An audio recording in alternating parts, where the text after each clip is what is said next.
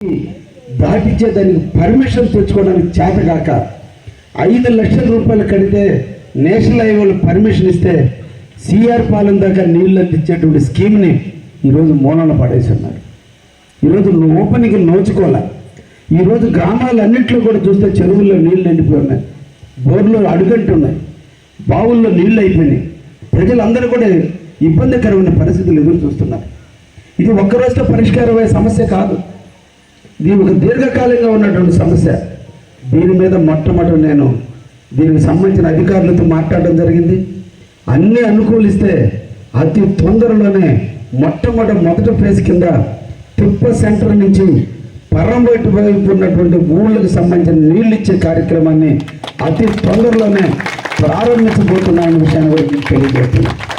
ఈరోజు భోగోల్లో కావచ్చు, విశ్వనాథరావుపేటలో కావచ్చు, మెయిన్ లైన్ ఉంది, దాని సప్లైలు కనెక్షన్లు కూడా ఇవ్వకుండా ఎక్కడ ఆగిపోయి ఉన్నాయి. ఈరోజు నేను ఎన్హెచ్ అధికారులతో మాట్లాడడం జరిగింది, సిపిడబ్ల్యూఎస్ అధికారులతో మాట్లాడడం జరిగింది. ఎన్హెచ్ దాటిచ్చి అవతల వైపు కూడా నీళ్లు పోయేదానికి శ్రీకారం చుట్టాననే విషయాన్ని కూడా మీ అందరికీ కూడా తెలియజేస్తున్నా. అయితే నేను అనుకున్నట్టు జరగడానికి ఇది నా ఇంట్లో కార్యక్రమం కాదు, ఇది ప్రభుత్వ కార్యక్రమం.